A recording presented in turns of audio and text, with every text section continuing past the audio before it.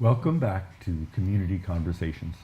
I'm your host, Steve Mantis, and my guests today are Bob LaRock and Janet Patterson, both volunteers and board members with the Thunder Bay District Injured Worker Support Group. So Bob, you were just talking about one of the issues people are facing is this issue of deeming, which is really subtracting benefits from workers who are unemployed and still disabled. That's correct.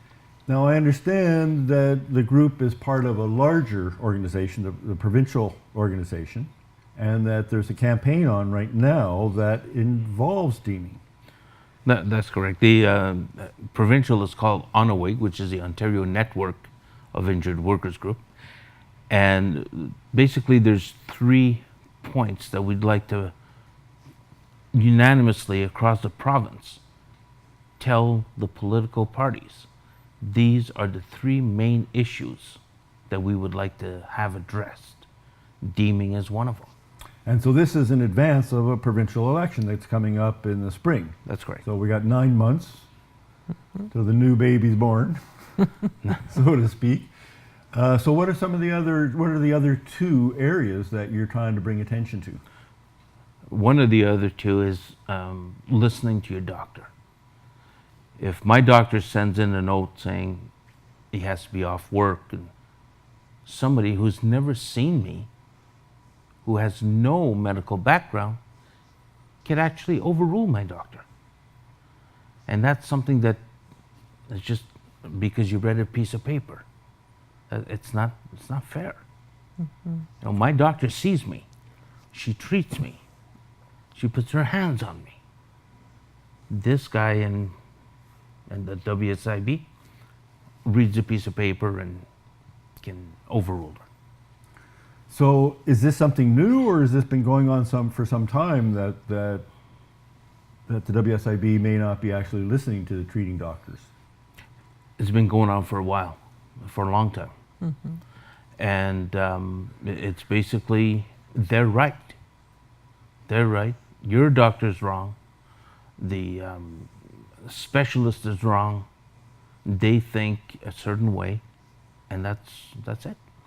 And if I recall, there's been a number of initiatives already on this. I think there's a big complaint at the Ombudsman's office around this. Mm-hmm. I think there's a big report in the spring documenting case after case after case of how this is happening. And so the provincial organization is making this a priority. Let's fix this. Yes. Government. Mm-hmm. Government people. Yeah. Janet, what's the third area in terms of this campaign?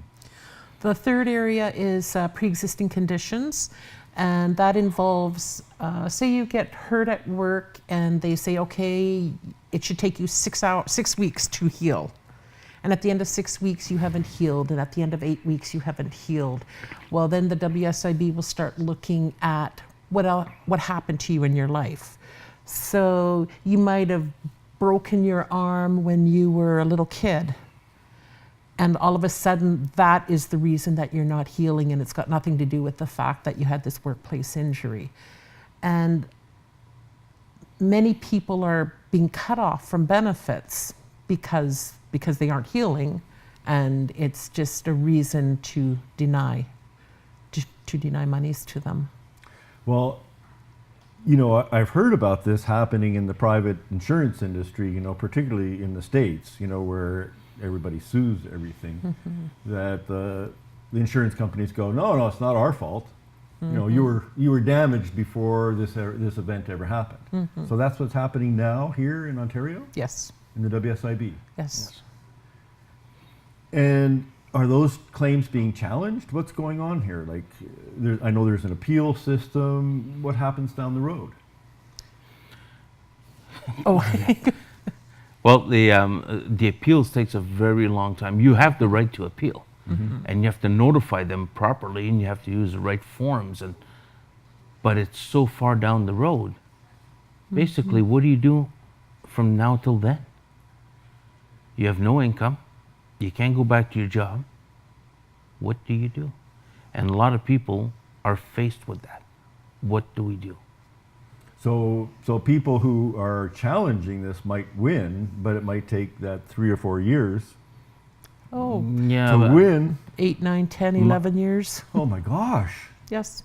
And then in the meantime, these workers, these families land up on either Ontario Work or ODSP, and what was a workplace injury that the employer paid into the WSIB a premium so that in the event of injury that they could provide benefits, now instead is being paid for by the taxpayers. And it's wrong. So the group, from what I'm getting now, does individual kind of peer support, helping people kind of understand and emotionally adjust to their now disability. But then you're also addressing the issues on a larger basis to try to get the system to be more friendly to people who are disabled. That's right. Yes. And Janet brought up a good point, Steve, that some people may not realize. Is, as she said, the employer pays the WSIB. They pay a premium for this. Just like I would on my car insurance or anything. Yeah. Exactly. Yeah. When an injured worker goes off WSIB and onto ODSP, Ontario Disability Ontario Program. Disability or Ontario Works, or that now becomes the taxpayer's burden. Okay, so if the right system would be paying, the WSIB would be paying the benefits, it would not bother the taxpayers. As soon as they cross the line into a public system, that becomes part of your taxes. And that should not happen. That should not be allowed. People should be outraged. Actually, people should be telling the MPPs, listen, my taxes are not made to fund the WSIB. So we're in the last minute of the show. I understand you've got another event coming up just right after the grand opening, your annual general meeting. Yes. Tell me a little bit about that. It's going to be Monday, September the 25th. It's going to be in the trades room at the Italian Hall of Port Arthur, the Italian Center of Port Arthur on Algoma Street. It's at 7 p.m.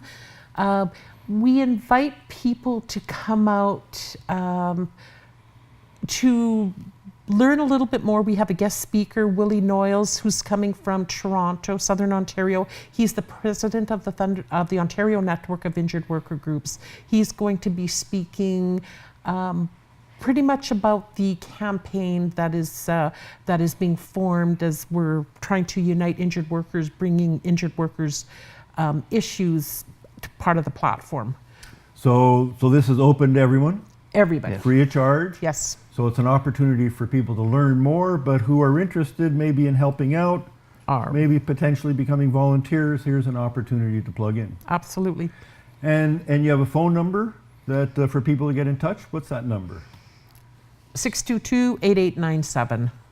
All right, we're out of time. Thank you so much for coming. There was so much more we could have talked about, but we encourage folks to stay tuned. Check out our website or on Facebook, Community Conversations. We're always looking for your feedback. Please stay safe, and we'll see you again next week.